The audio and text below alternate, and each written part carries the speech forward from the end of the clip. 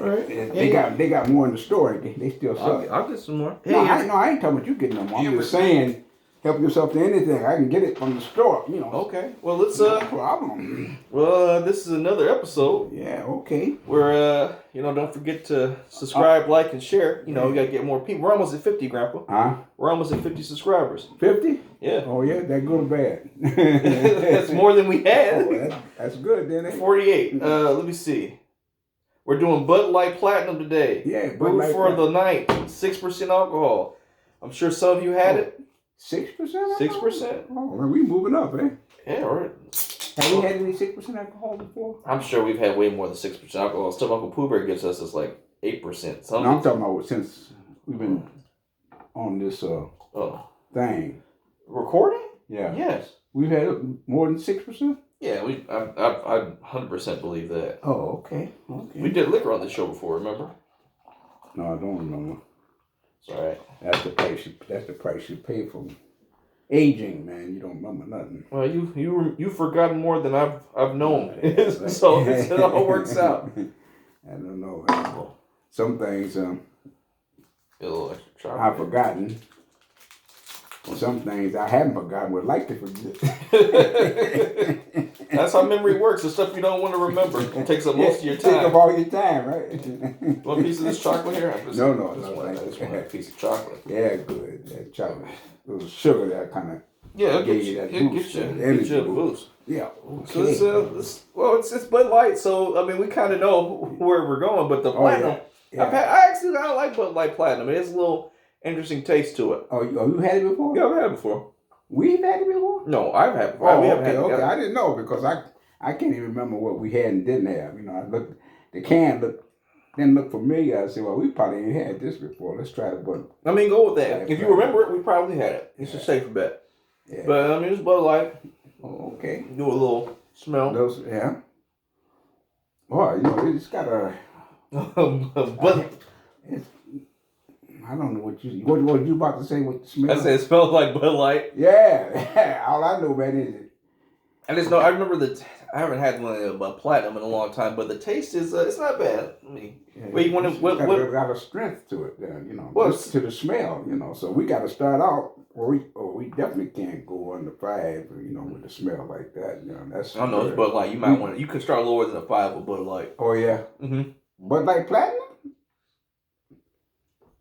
After you taste it, it probably will go up. But I'm just saying it's Bud Light. Oh, okay. All right. But I have to say people who like Bud Light. Okay, we'll start with a 5. All right, sorry. All right, okay.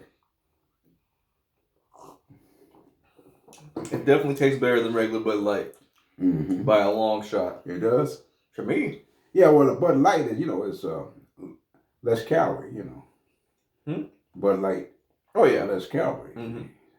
So definitely probably, Budweiser, would be a perfect equivalent to Bud Platinum, maybe they pretty close in taste. Bud Light gonna have a milder taste.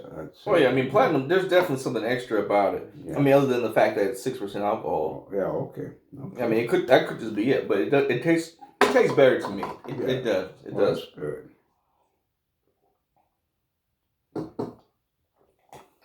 I'm not sure if it's because I ate some chocolate or something, but it tastes like it has a little, like a little fruit aftertaste a little That's bit. That's because you ate some chocolate. Okay, sure. Because I'm like, that's a little fruit. I don't taste that after fruit. I should have had this before, but it tastes, if you eat it with chocolate, it doesn't have a good aftertaste to it. Oh, okay. When I try to take a... No. You want just for science. Yeah. It's for science. You gotta give, just so I don't sound crazy, so people understand. Yeah, but... You're like, no chocolate? All right. No chocolate. Yeah, it's definitely something. I like the Bud Light Platinum with the Hershey's Kisses milk chocolate. That is something. This is a weird combination here. Beer and chocolate, so next time we get us a beer, but beer is sort of like changing, like the world is changing. See where I can put it in a proper perspective, Now you go in there for beer, where the beer is at. You don't know what you're getting. They say blueberry beer, green lime beer, Mm-hmm. And that's sort of like the way the world is going now. They got a whole lot of choices, you know, even choices between what's right and what's wrong. You got more choices now. It used to be kind of steady with, you know, what was wrong. You know, you could say that's wrong, you know. But it got to the place now. You don't know whether that's what. It's nuance. It's nuance. I think a big part of it is no one wants to get sued and no one wants to lose their job. Yeah. So a lot of the time, your morality is kind of taking a back seat to your survivability. Yeah. Like you can only be more. You can only be as moral as your bank account allows. That, you know, that kind of hit back on what I was talking about Jimmy Hoffa. You know. Mm-hmm. And remember, I say, so Jimmy Hoffa, they say he was corrupt, etc. Right? But then again, you have to look. At least the people under him, he left the Teamsters in pretty good shape, man, and they've been surviving and progressing whenever people went out of business, you know. Mm-hmm. So I'm saying, you know, if the little guy gets him on, everything is coming off the top, man. They ripping the top off like, you know, like a volcano or something. But if the little guy on the bottom get a little taste of something, I can see ain't nothing wrong with it because that's the way the system is, you know. Well, yeah, that's a big. I 100% agree with that. Yeah. Like if you're working for a company and their execs are making a lot of money and you're not getting any and bonuses, you ain't getting none of it, you're gonna be mad. You're gonna be a whistleblower. You're probably gonna shut them down. But if I'm working for somebody and they're making bonuses and then I'm making bonuses, right, you getting the I'm like, what are you talking about? This is a great establishment. That's right. This is an American institution. I was with one of the guys at the health spa. You know, he always be telling me he got a job where they rebuild transmissions, you know, for all over, you know. But he swears that's the greatest job in the world. You know, at Christmas time come, he got 12 days off paid, you know, at Christmas, you know. That's big. Now, that's good. Now, he loyal to the heart. If they call him at 3 o'clock in the morning to come to work, he happy to go. He glad because he getting a part of the action, you know. Right. And so this is what he constantly be saying, oh man, I got the greatest job. In other words, I'm going to stay here till they throw me out or I'm going to retire, you know. But that's what it's about. Get a man on the bottom. Get him something to chew, you know. Because the man on top going to get his. Am I right or wrong? 100%. If you're at the top, you're getting whatever. You're getting it. I think, it's just like back in the day, right? A long time ago during feudalism, where the king and the queen and everything, they were the monarchs of the nation. Right. But they had like small feudal lords and everything who owned plots of land. That's right. They weren't royalty, but you know, they were able to govern something and able to have a little bit of something so they would still support the king and the queen and all that. You gotta have people who aren't royalty. They gotta have it's the illusion of power. Yeah. It's still their land. It's still the king's land. Yeah. You just get some benefits from it that you wouldn't normally get. I mean, of course, it's going to be someone at the way bottom. Yeah. There's always going to be. Excuse me. There's always going to be some form of poverty, right? Like I don't think there's ever a true way to get rid of that. But if you can make it a way for the common person to get to make it seem like that they have a benefit they wouldn't normally get, and that you're the reason for it, they'll do anything for you. That's right. It's kind of like a child. As a parent, you make all the money and everything, you bring it home, and like they have to live off you completely. But if you get them to believe that they get an extra benefit by doing chores or something, something they're going to do anyway, whether you give them something or not, because you know they live under your house, right? Then they're more happy to do it. Yeah. You know, it's just not like you're when you tell them to wash the dishes, they're putting some pride into the work. You know, you're not going to see little bits of scum and food on the dishes. It's going to be done right. It's the same with anything. A better example, a non-human example is those people who those police dogs. They got to go through a lot of harsh training. They got to do a lot of stuff, but like. They get them conditioned in the mind to do these things off commands and everything, and it takes a lot of work. But you know, after a while, they're just so used to it. Oh yeah, they love it though. Yeah, that's what I mean. Like you gotta get people to believe you gotta get people to portray their best interest for yours, and that's the secret. And you take the dog, you know, he's taking pride in what he's doing, you know, because he was well trained, you know, and he loved what he's doing, you know, and he wants to show his trainer or whoever it is, you know, hey, I appreciate what you've done for me. Exactly. I mean, in normal circumstances, that dog would just mind his own business, living a dog's life, not having to do any of that. Right. But think about it, they get these dogs trained to take bullets for these people. What sane animal is willing to take a bullet for somebody else? Yeah. Exactly. You got to get people to believe that your best interest is what they need to always to put your best interest above theirs. Basically, that's directly what the Congressional Medal of Honor is. You know, when somebody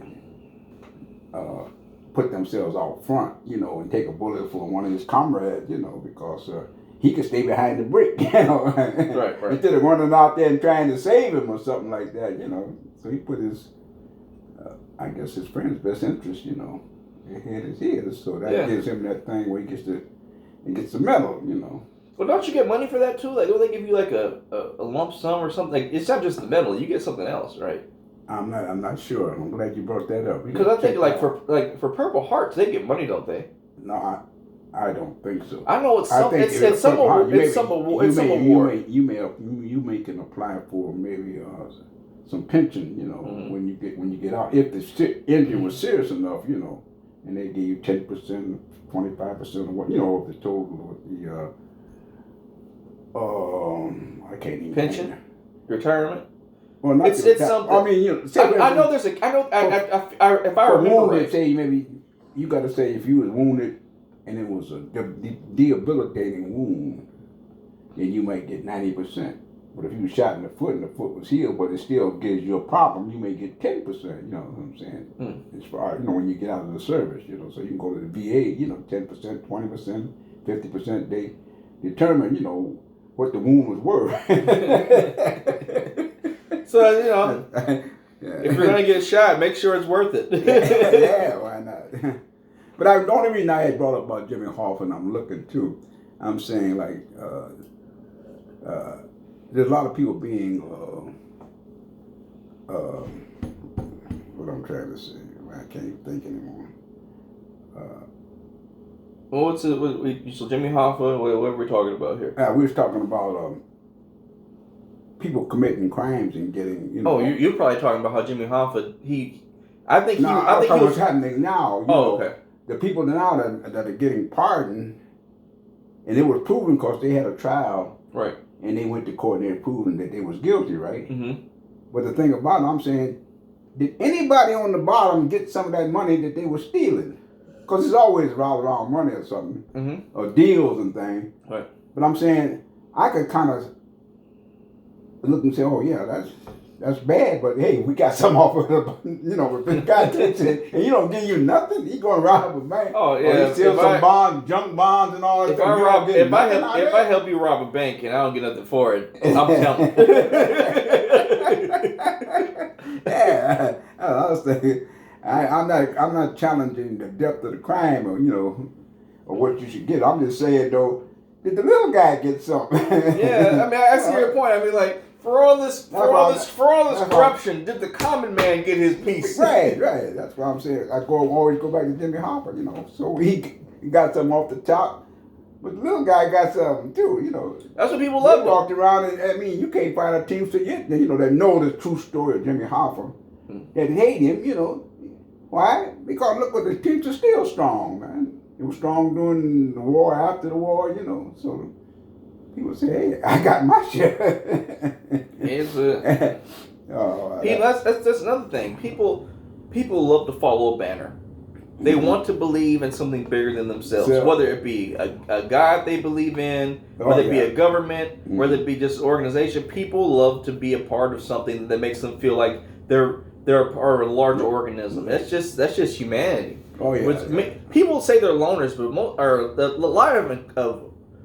a lot of young people in today's society that I've come across will say they're loners, but really, they just haven't found the thing they want to glom onto yet. You know what I mean? People universally, but you know, have always wanted to be a part of an organization of some sort. Yeah. And that's just human nature. Yeah.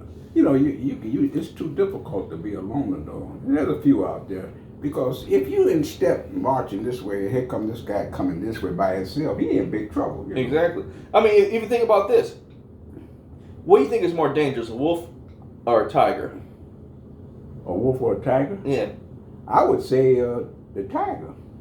But think about it. Tigers are almost extinct. They're solitary animals. Wolves, however, are in packs. It's hard to wipe out wolves. Yeah, but the few tigers that exist. But think about it. No, but I'm saying I'm going to what we're talking about for pack. Yeah, right. Being in a pack. Okay. Wolves don't travel by themselves. You can find as much. Pack, you can find as much as 20 wolves together. 20 wolves. One tiger's gonna have a hard time beating 20 wolves. Oh yeah. And what I'm saying is the tiger might get 2 or 3, but one of them's gonna get to that tiger's jugular, and they're gonna have a big tiger feast. Well, the Germans during World War II proved that point with what they called the wolf pack. The Germans went out there with the submarines, and they didn't just know one submarine, but they would attack a convoy, man, 15 or 20 submarines. So we're going out of 20 submarines, you're going at least get you 4 or 5 ships, right? Yeah. And that's why I used to call it the wolf pack. That goes back to what you're saying. As a group, but individually, they probably sick. This one sub, Yeah, I mean, but that's the thing. There's the power of unity far outweighs the power of one. Oh yeah, definitely. That's what I'm saying about the man walking.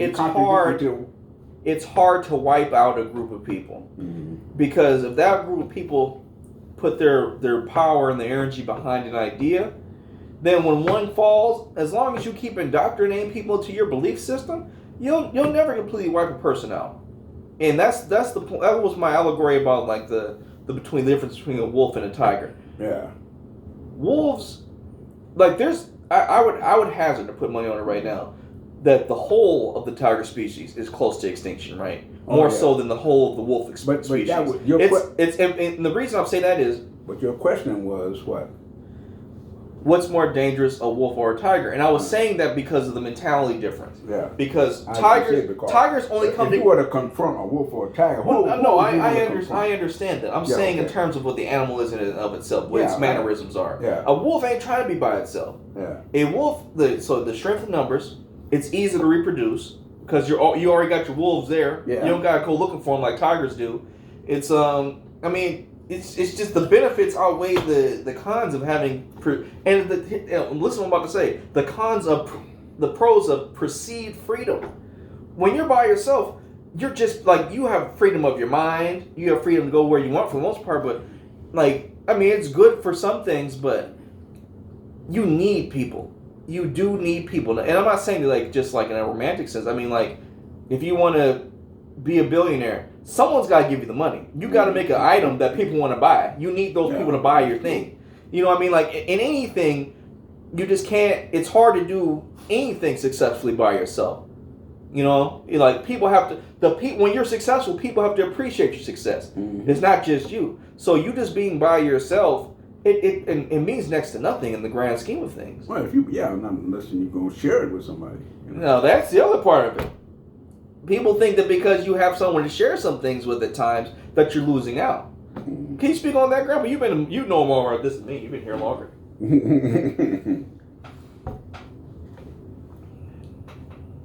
So it all boils down to what?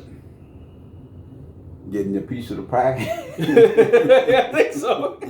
You got to get that. We went all the way around it, but it wound up that give me a piece of the pie and all right with the world. That's what it is. As long as I get my piece of chicken. Yeah. If you got one chicken, give me. If I don't get the breast, give me a thigh. Hey man. Or even a wing, But you got some of that chicken though. But don't take that whole 20-piece bucket, and I'm over here with no chicken. No, you got a problem. Man. You got some problems. Because how you want to eat 20 pieces of chicken? Yeah. I mean, you could, but Yeah. Oh wow! Oh man! What did we do with this? I don't know. What are we rating this? We started as the normal 5. What do you think it's going to be? Well, we don't want to put it out of range, so we'll say Bud Light Platinum brewed for the night, 6% alcohol. We'll give it a 5.5. How's that? 5.5. 5.5. Yeah. What do you want to sign off with, Grandpa? What's your moral of the day or week? Yeah. Well, what's the moral for the day? Well, let's get a little biblical. Do unto others. We just talked about that. You would have them do unto you. There you go. That's it. All right, that's just weekdays, whatever. That's including that. If you rob a bank, you know. Make sure you pay the people you rob the bank with. Because they will tell on you. Give them this share.